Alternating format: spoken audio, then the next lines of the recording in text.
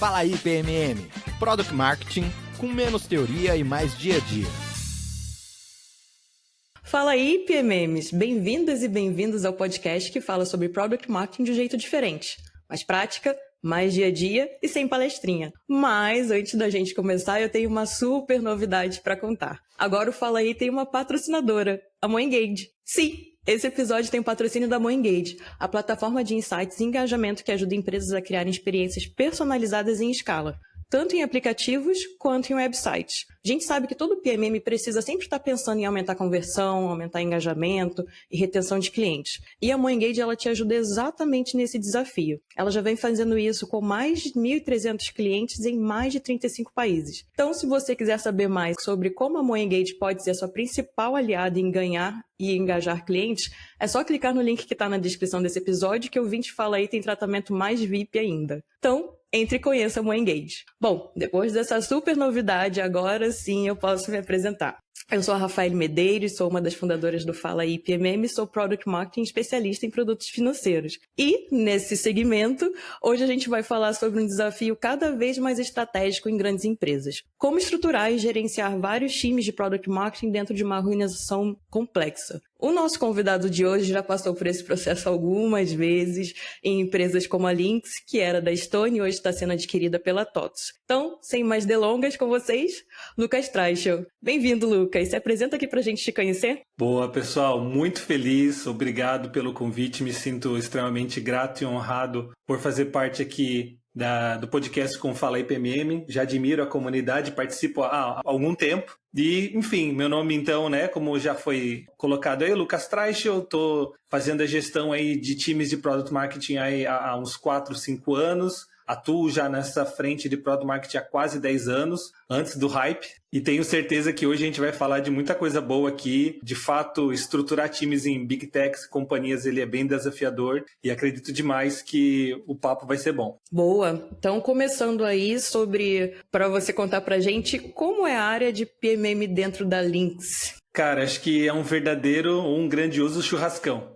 São 180 soluções, mais de 4.000 colaboradores, diversos escritórios espalhados pelo Brasil e fora do Brasil. Então, é muita coisa acontecendo ao mesmo tempo. E por isso que a gente brinca aqui, a gente fala que é um verdadeiro churrascão de domingo de família brasileira. Mas, apesar desse desafio, é muito gostoso como os times eles conseguem se conectar, fazer trocas.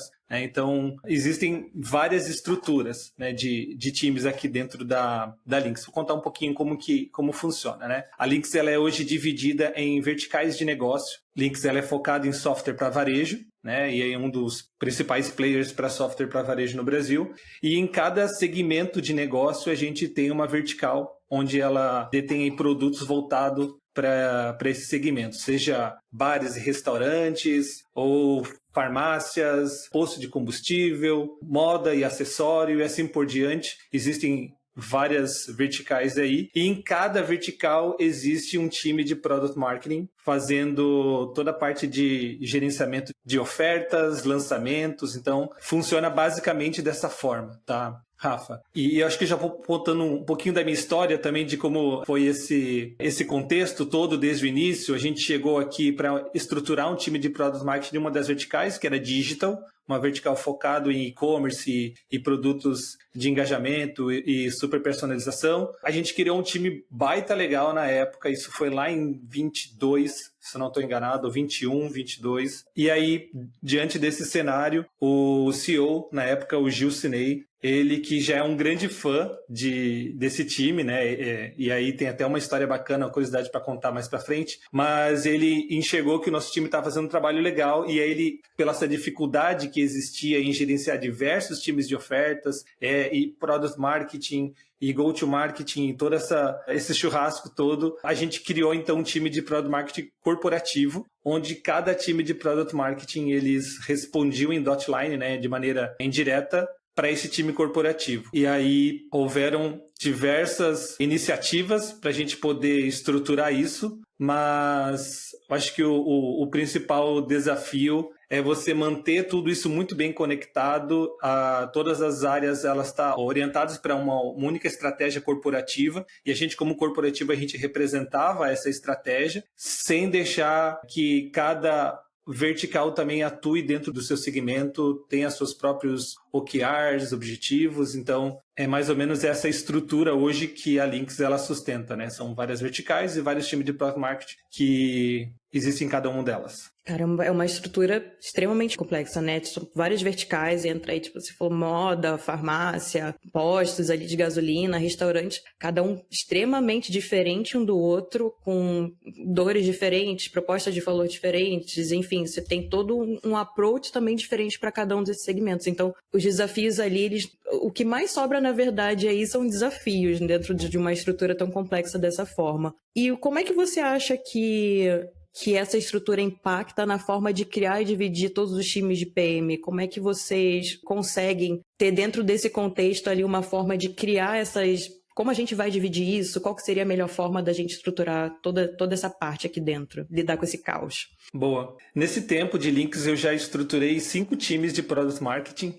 Foi bastante coisa aí. Bastante. E foi legal porque eu consegui experimentar modelos diferentes, sabe, Rafa? O primeiro e mais óbvio foi cada PMM focado em grupos de produto. A gente também teve PMMs focado em vertical de negócio, focados em projetos corporativos, né? A gente puxava muito um pricing corporativo, o PLG corporativo. A gente teve por processos e hoje eu atuo por processos e squads dentro de lançamentos e manutenção, dá para falar um pouquinho. Mas é legal que todos esses modelos, eles já tiveram dentro de um time de marketing, respondendo para uma estrutura de marketing, para um CMO, já tivemos dentro de uma estrutura de produto, dentro de uma área comercial e de maneira isolada, como a gente também conhece. Em cada uma delas vai existir desafios. Eu acho que quando você está um time de Product Marketing dentro de uma estrutura de marketing, você fica muito orientado à geração de leads, ou muito orientado para a parte de geração de demanda, para performance e toda a parte de comunicação. Então, existe essa facilidade de já estar com o pé ali no time de marketing. Quando a gente vai para produto, é muito gostoso estar muito colado com o PM, né? E a gente brinca que tem todo esse desafio de a gente implorar aí para participar das agendas com o time de produto. E aí, quando tu está numa estrutura de produto, é muito mais fácil, você tem visibilidade do roadmap, você consegue fazer pesquisa de mercado, trazer esse insumo, né, de inteligência de mercado para o time de produto. Então, existe essa facilidade. Na experiência que eu tive com o time de Product Marketing dentro de uma estrutura comercial, foi bem diferente também, mas a gente era voltado a vendas, então Sales Enablement, kits, treinamentos, então era muito forte isso. E quando ela esteve isolada, foi o meu maior desafio, porque você não tem um time do seu lado, você precisa entrar em 3 times ao mesmo tempo, né? Você precisa quebrar as paredes, as barreiras. E aí, a dica que eu sempre dava para o time, no momento que a gente estava vivendo uma estrutura isolada, cara, se coloque de maneira humilde, chega tranquilo, suave, cria todo um insumo de conhecimento do mercado para fornecer para o PM ou PRIO e aos poucos você vai conquistando a confiança ali do produto ou do time de marketing ou da área comercial. E sempre foi muito legal poder entender esses diferentes modelos, sabe, Rafa? Acho que existe desafio em todos eles, mas acho que existe alguns ganhos. Eu prefiro particularmente um time de Product Marketing dentro da área de produto. Eu acho que a gente fica mais no core ali da estratégia do produto, sabe? Eu fico feliz que você trouxe esse ponto, porque eu penso muito igual a você. Também já estive em estruturas diferentes e eu acho que o mercado ainda está se acostumando com a área de Product Marketing de uma forma geral. E quando o time de Product Marketing está dentro do marketing, eu acho que é um pouco mais difícil para a empresa entender a diferença do Product Marketing para o marketing. Eu entendo que em todos os caminhos também que a gente agrega muito valor, eu entendo que a gente agrega muito dentro da área de produto. Exatamente, não só por você estar dentro da parte de construção do roadmap, mas de você entender, faz sentido a gente lançar esse produto? Ele está de acordo com o nosso posicionamento? Ele está de acordo com o que a gente está puxando aqui dentro? Talvez seja o melhor momento. Então, toda essa inteligência de mercado a gente consegue trazer para gerar esses insumos para o PM. Então, concordo muito que para você estar dentro de um time de produto, você tem que conhecer bastante produto, você tem que ir atrás de informação para que você gere esse valor para o PM e ele fique um pouco mais aberto a te ter ali dentro e você não seja o carente da informação ali. Então, concordo bastante também. O meu sonho era que a gente sempre estivesse dentro de produto, mas eu fiquei muito surpresa, porque eu nunca trabalhei dentro de uma área de Product Marketing apartada. Então, a gente sempre acha que vai ser muito mais fácil, não mais difícil. Interessante a gente ter essa contrapartida. Uma coisa que eu gosto quando eu tô perto do time produto é que a gente tem a capacidade de dimensionar o mercado e calcular o potencial financeiro daquela ideia antes de ir para discovery, antes de ir para desenvolvimento. O que acontece muitas vezes é a galera de produto larga o produto na mão de product marketing e fala, lança. Mas, cara, a gente analisou aqui o ICP e olhando para o mercado, o potencial é pequeno, né? Então, quando você está colado, assim, você tem essa oportunidade de cara, peraí, vamos calcular o potencial financeiro primeiro para ver se existe de fato uma oportunidade de mercado ou foi porque algum ou dois clientes grandes estão pedindo. Isso também acontece, né? Mas tem essa oportunidade. É bem verdade, eu concordo muito dessa parte, até porque pra gente é muito mais difícil também quando a gente lança um produto que a gente não sabe nem se o mercado tá tão interessado nele. Então, só chega na nossa mão e fala, vende, você fala, vendo, mas as pessoas querem, o mercado quer, de fato existe essa dor, é uma dor relevante, isso vai mexer ponteiro dentro da empresa, então isso faz bastante diferença. Que bom que vocês têm essa possibilidade de trabalhar isso desde o começo ali dentro da Lynx. E aí, puxando essa parte de que as empresas estão evoluindo, enfim, e fazendo fusões e afins, que é uma tendência das empresas mais complexas, a gente sabe que a Lynx foi uma das empresas que fez M&A em 2023, né? Então, como o Product Marketing ele se envolve nesse projeto de integrar novos negócios e criar times específicos para eles? Você tem essa abertura dentro da parte mais estratégica, o pessoal, existe essa consciência de valor de que o PMM consegue contribuir dentro dessa forma também? Sim, a Lynx não só fez M&As, como foi uma das empresas brasileiras que mais fez M&As aí durante o ano de 23 e posterior, assim. Então, sempre houve um grande desafio de integrar todas esses novos produtos, essas empresas, dentro de um portfólio que a gente pudesse fazer o posicionamento, né, posicionar a empresa com todas essas novas aglutinações, com esses novos produtos. A gente estava sempre muito perto do time de M&A, então a gente tinha previsibilidade do que estava do que estava em negociação, empresas que estavam sendo avaliadas para compra, e a gente participava, né, para que pudesse fazer sentido também com o portfólio, onde a gente tem gaps, onde a gente vai ter redundância, mas o desafio sempre foi o posicionamento corporativo, né? Como que você liga tudo isso e conta uma história que o mercado compreenda, né? Senão vira uma colcha de retalho e fica difícil de você contar essa história. Eu já tive a oportunidade de trabalhar em outras situações onde a empresa ela acabou criando esse portfólio todo, mas ela tinha dificuldade de comunicar para o mercado porque ela não tinha essa linha mestre de como as coisas se conectam, né? Então, acho que esse é o grande desafio quando tem diversos M&As, né? A gente, para que tudo isso estivesse integrado, então a gente mapeava o portfólio do negócio adquirido, entendia como funcionava o posicionamento, qual era o ICP, como eram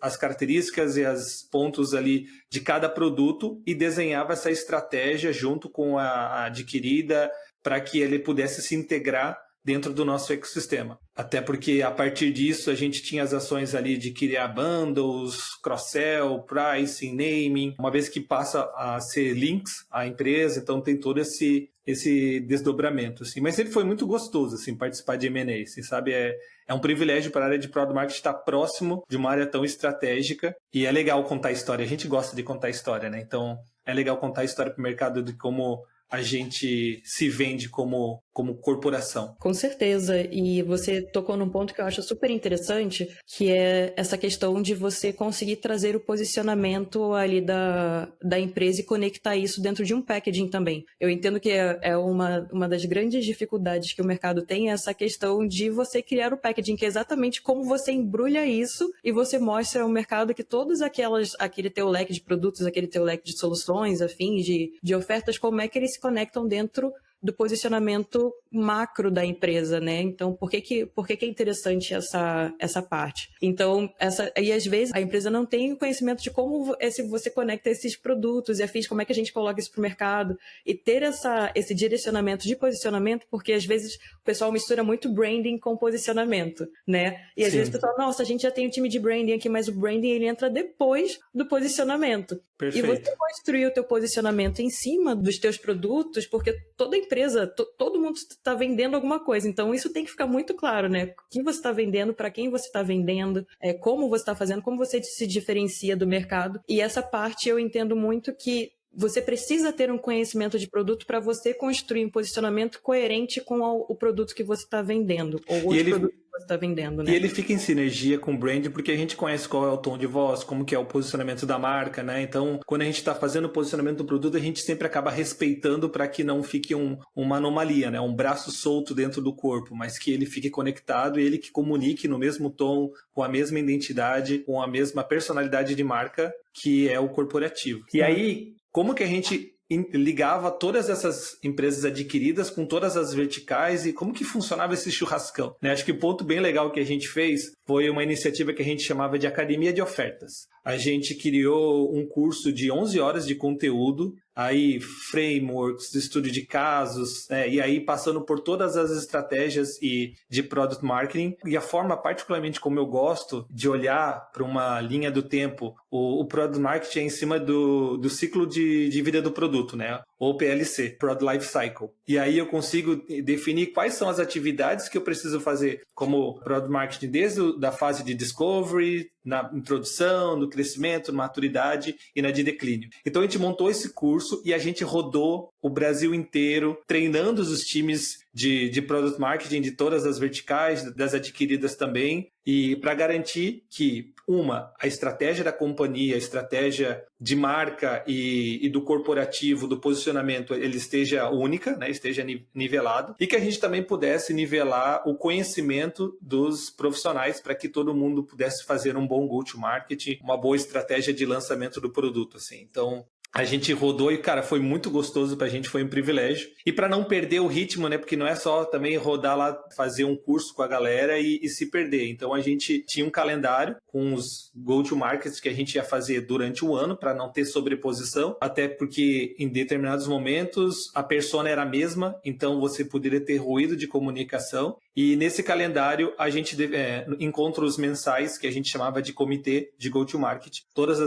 Essas áreas principais das verticais, elas participavam e a gente definia ali os lançamentos, né? Então a gente consegue garantir que está todo mundo treinado e que está todo mundo orientado em que momento cada um vai lançar o seu produto para que a gente possa ter essa sinergia. Esse ponto que você tocou de estar todo mundo orientado ali com relação aos lançamentos, isso é algo que acontece muito em empresas grandes, porque de fato você tem vários times, todo mundo quer lançar o seu produto, todo mundo tem metas para bater, todo mundo tem OKRs ali para alcançar, então às vezes todo mundo quer passar ao mesmo tempo, às vezes as squads elas estão se desenvolvendo juntos, ter essa organização ela faz muita diferença exatamente para não cansar o cliente, ou também para você ter mais foco em cada um dos lançamentos, ao invés de acontecer tudo ao mesmo tempo. Então, achei ótimo que vocês já tenham isso. Eu não sei quantas pessoas tem no seu time, mas parece que deve ter... São 9 pessoas aqui. 9 pessoas. Então, bastante gente. Então, tem fora as squads, afins, então todas essas partes. E eu achei excelente a ideia do Academy, porque a gente sempre se preocupa muito em fazer um Sales Enablement, de treinar o time de Sales, né? Que obviamente que é aquela frente que está com o cliente. Mas se você não tem esse treinamento com o próprio time de PMMs, às vezes, o que você falou, o conhecimento de um está desnivelado com relação ao outro, tem um que está produzindo muito mais, às vezes você está produzindo as mesmas coisas juntos. Então, você ter esse nivelamento de conhecimento, de estar todo mundo ok ali olhando para o mesmo foco, com o mesmo nível, sensacional. Acho que foi um excelente projeto. E eu tenho mais uma pergunta. Com relação a esse time, como você falou, tem bastante gente, vocês rodaram o Brasil aí treinando essa galera, né? Então, eu imagino que tenha perfis sênior, pleno, tenha gente de todos os perfis aí, né? Então, quais são as diferenças e desafios que você vê aí na hora de lidar com cada cenário? Boa. Hoje, atualmente, eu estou num time de Product Marketing dentro de uma das verticais, que é a vertical denominada Retail, que toca toda a parte do segmento de modas, calçados, acessórios, né? Uhum. Mas já tive, como eu comentei, em outros times, e em cada um deles eu tive a oportunidade de ter um time que era bastante sênior, com diversos profissionais que eram sêniores ou especialista, ou um time que era mais pleno, né, e tocava muito sozinho as coisas, e também tive a oportunidade de estar com um time bastante júnior também. Eu acho que é gostoso em todos os times ser gestor, né? Eu brinco com a galera que eu acho que ser gestor é vocação, né? Você tem que... eu acho que todo mundo é capaz de ser treinável, né, para liderar bem, mas ter prazer em gerenciar esses diferentes tipos, níveis de profissionais é vocação. E aí eu acho que quando você tem um time mais sênior, o time pede mais autonomia. Eles querem mais confiança, querem que você entregue mais, largar a coleira e a galera vai, assim, sabe? Então, não dá para ficar segurando muito esse time, porque o profissional, ele acaba ficando meio ansioso com as demandas. Então, num time de sênior exige muito autonomia, e aí você acaba tendo um retorno de uma profundidade técnica muito grande, né? Eu acho que o papel do líder daí, nesse momento, é você inspirar, alinhar a visão e solta. E acho que é muito legal porque você tem um desafio diferente. Quando eu tive um time que era mais pleno, o foco já foi mais em desenvolvimento e ampliação do repertório, porque por vezes ele era pleno em atividades ali muito chaves do ponto dele, mas ele não tinha essa visão holística de tudo que acontecia na companhia, né? Às vezes não conseguia entrar em outros debates que envolviam diferentes áreas. Então acho que quando você tem esse time mais pleno, você tem esse foco em desenvolvimento, mas acho que é para mais do ponto de vista de ampliar o repertório, ampliar a visão. E nós, como líderes, a gente faz toda a mentoria, né, o espelho do processo, para que ele possa ir se desafiando, uma vez que o cara que é um pouco mais pleno, você já consegue confiar, né? Então, vai largando. E também, cara, já tive muita oportunidade com um time júnior. Aí é bem desafiador, o foco é formação mesmo, e dá muito contexto, e você tem que ficar batendo o bumbo, bater o ritmo para que as entregas aconteçam dentro das datas previstas, e aí acaba exigindo da liderança muito mais proximidade e uma estrutura mais delimitada. Então, quando eu atuo com um time mais júnior, eu gosto de atuar no modelo de squads,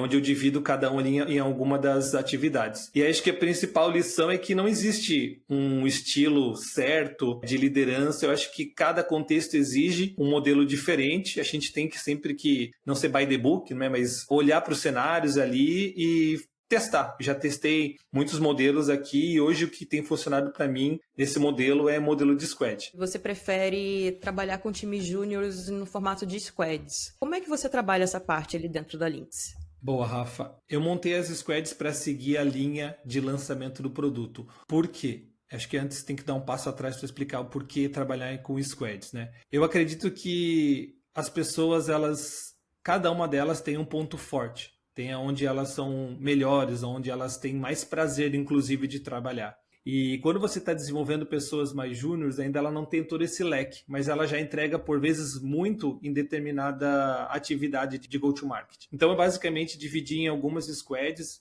Existe a primeira squad que se chama ofertas. Nessa, o PMM que fica dentro dessa squad, ele empacota o produto para lançar. Então, ele basicamente define ali os 4 Ps e trabalha muito lado a lado com o time de produto nos lançamentos. E uma vez que toda essa estrutura, né, o playbook da oferta, os 4 Ps estão bem definidos, encaixados, existe uma segunda squad, que é o time de Sales Enablement. Então, eles pegam todo esse material, o playbook da oferta, onde tem lá qual que é o ICP, qual que é o problema de negócio que resolve, o benefício que entrega, quais são os diferenciais concorrentes, e assim amaranhado dos 4 Ps, e aí esse time cria todo o sales kit que o time comercial vai precisar e faz o treinamento e toda a comunicação interna também de lançamento desse novo produto. E aí a gente faz aqui tanto um treinamento com o nosso time de venda direta e também outro com o time de venda indireta, como também outras áreas de apoio que acabam se beneficiando também do conhecimento desse novo produto. Existe uma terceira squad que a gente chama de geração de demanda, onde é um time que é focado na parte de comunicação externa, campanhas, eventos, então é um time que está conectado com o time de marketing corporativo, porque lá, de fato, no time de marketing corporativo é que vai estar fazendo toda essa comunicação, e aí é importante que o PMM ele tenha essa habilidade da comunicação, do storytelling, da narrativa, para que possa fazer essa conexão e o posicionamento de uma maneira muito certeira do produto para o mercado. Por fim, eu tenho uma última squad que a gente chama de dados, que eu tenho um Go-to-Market Engineer, que agora tá fancy, né? Tá famoso, mas nada mais é que um analista de dados, ele faz todo o monitoramento do funil de venda deste Go-to-Market. Então, desde ali, se a gente está conseguindo atrair pessoas para uma LP, para PDP, ou se a gente está conseguindo gerar leads, oportunidades, se a gente está fazendo venda, como que está o churning. Então ele olha para o funil inteiro e aí a gente consegue ver onde precisa calibrar. Pô, a gente lançou esse produto, mas acho que precisamos dar uma calibrada lá na parte de sales enablement, porque acho que o time comercial ainda não pegou o discurso, né? Então acho que dividido nessa esteira, a gente consegue reduzir os gargalos que possam acontecer, porque daí você lançou, vai para a próxima squad e você já consegue pegar a próxima, e você consegue melhorar a priorização e aumentar essa previsibilidade das entregas do lançamento, né? Então, acho que quando você trabalha com um time mais júnior, acho que cabe muito você olhar para esse modelo de squad. Acho super interessante, porque é legal, inclusive, porque você traz uma certa especialização dentro do próprio time de Product Marketing, né? Porque a gente sempre traz a questão do especialista, mas a gente sempre puxa a questão do especialista relacionada a segmentos. Só que aqui você está trazendo uma questão de especialização voltada, na verdade, a funções dentro do time, que é super interessante, né? Que normalmente o júnior ele tem um pouco menos desse contexto. Quando você traz essa questão de cada um estar um pouco mais inserido dentro de uma área, ele acaba tendo um conhecimento muito mais profundo, muito mais especializado dentro de determinada função. Então, e assim você consegue dar oportunidade para pessoas diferentes fazerem parte do time, né? Eu já tive pessoas que eram bancários, da área de supply chain, pessoas que trabalhavam com marketing digital, pessoas que eram da área de produto, POs, sabe? Então, tipo, eu enxergava potencial num desses processos, trazia essa pessoa, capacitava ela aos poucos, ela ia alçando novos voos e aí ela, acho que consegue dominar a squad, consegue ir para outras squads e consegue se tornar um PMM completo, né? Sem dúvida, super interessante. Uma ótima ideia. Teve uma coisa que você falou que eu concordo muito, que é vocação. Eu acho que tem profissionais excelentes que são ótimos na parte especialista. Eu prefiro a parte mais de especialista também. Porque dentro de Product Marketing você já tem que lidar com muitas pessoas, né? Porque é uma área entre áreas, né? É um setor entre áreas. Então automaticamente você já tem que lidar com várias áreas. E quando você lidera pessoas, você tem mais ali a questão do desafio de você estar desenvolvendo ali as pessoas. Quando você falou da parte do júnior, tem muita questão também de você alinhar a expectativa com o resto da empresa, de que é um time que vai demorar um pouco talvez para entregar as mesmas demandas. Você também tem que fornecer ferramentas para eles, frameworks, enfim, todo um treinamento também. Então exige um pouco mais do gestor e da pessoa que está ali à frente. E também quando você está com um time muito mais sênior, você falou que tem toda a questão de orientar, deixar ir, e também tem muita questão de você abrir espaços dentro da empresa, né? Que eu acho que quando você está gerindo um time sênior, acho que a principal coisa que a gente também precisa fazer é abrir caminhos ali dentro para que esse profissional que já é sênior, ele consiga cada vez estar entrando em mais situações e destravando coisas lá dentro. Então, acho que ser essa função também de abrir espaço dentro da empresa super importante. Então, acho que gosto bastante de todas as coisas que você trouxe, né? E falando também sobre um histórico aqui de PMM no Brasil, você falou que você começou também, já está aí nesse processo há muito tempo, veio capinando aqui essa área há muito mais tempo, Mato Alto, a galera tá aqui hoje. Você trouxe uma curiosidade sobre o início ali das áreas de ofertas no Brasil, né, que depois elas se tornaram a área de Product Marketing. Você pode contar mais um pouquinho como é que foi essa transição ali para você e como é que ela foi importante? Claro, eu acho que isso é muito realidade em empresas que são de tecnologias mais tradicionais, né, e que tem aí 40, 50 anos, de 30 a 50 anos de idade de empresas, né? Onde isso lá atrás, e ainda muitas empresas ainda sustentam isso, a área de Product Marketing, elas eram chamadas de áreas de oferta ou áreas de portfólio, né? E aí isso é legal porque eu tive a oportunidade de trabalhar com o Gil Senei Hansen, ele foi o CEO durante um tempo, né, CEO da Lynx, e aí conversando, né, conhecendo um pouco mais a história, lá em meados de 2010, esse cara já tinha definido lá, desenhado áreas de ofertas dentro da DataSul ou TOTUS, né, no período, e quando eu entrei na Neogrid, que é uma empresa também de tecnologia, bastante tradicional, isso em meados de 2018, ainda era áreas de oferta. Então foi legal porque aos poucos essas empresas começaram a entender o hype do momento que estava acontecendo e começaram a se denominar como Product Marketing. E eu acho que não vem só de se auto-intitular e é isso, né? Acho que houveram muitos ganhos nisso, né? Porque eram antes essas áreas de ofertas ou portfólios, eles eram uma mistura de produto com vendas e marketing, então cuidavam de material comercial, de precificação, apoiavam todo o time comercial, portfólio de ofertas, e aí com o tempo acho que a maturidade aumenta, essas empresas elas percebem essa importância do PMM e principalmente como uma ponte estratégica entre o produto e o mercado, né? E acho que essa transição ela foi essencial para trazer método, para trazer dados, para trazer foco no ICP, a jornada de compra e principalmente para que a gente possa fazer aí go-to-market mais estruturados. Tive a oportunidade de trabalhar em alguma dessas estruturas que eram ofertas e aí elas foram se movimentando para Product Marketing ao longo do tempo. Acompanhar essa evolução é super interessante, né? Como sair de algo misturado, já pré-estruturado e já vai melhorando ali para outra parte. Acredito, inclusive, que tem espaço ainda para a área de Product Marketing estar sempre ali evoluindo, né? Afinal, a gente também olha a área da mesma forma que a gente olha um produto. É um trabalho sem fim, né? Então, sempre vai ter espaço para evoluir um pouquinho. Eu acho que talvez a evolução que a gente mais queira, que eu acho que acredito que todo um Product Marketing mais queira e que tenha medo, inclusive, que todo mundo tem medo de ficar parado nisso, é de ser a pastelaria ali do time de vendas, né? Então, eu acho que quando você está num time que você consegue pegar todo o life cycle de um produto, pegar toda essa parte de inteligência, isso já é uma grande evolução da área e espero que todas as áreas de Product Marketing também caminhem para essa evolução, né? Então, bem interessante ter esse contexto. Bom, chegando aqui no nosso finalzinho já, eu vou pedir para você passar um conselho para quem está começando. Então, para quem está numa empresa crescendo rápido, que está prestes a multiplicar ali os times de Product Marketing, tem esse desafio ali nas mãos, você que já passou por isso várias vezes desde o começo. Qual que é o principal conselho que você daria? Bom, eu acho que você precisa conhecer muito o seu produto e o seu mercado, né? Então, conhecer profundamente para que você seja uma autoridade dentro dessa estrutura e aí você possa, uma vez que você conhece o produto e o mercado, você consegue entender aonde faz sentido estruturas apartadas de Product Marketing sem que elas percam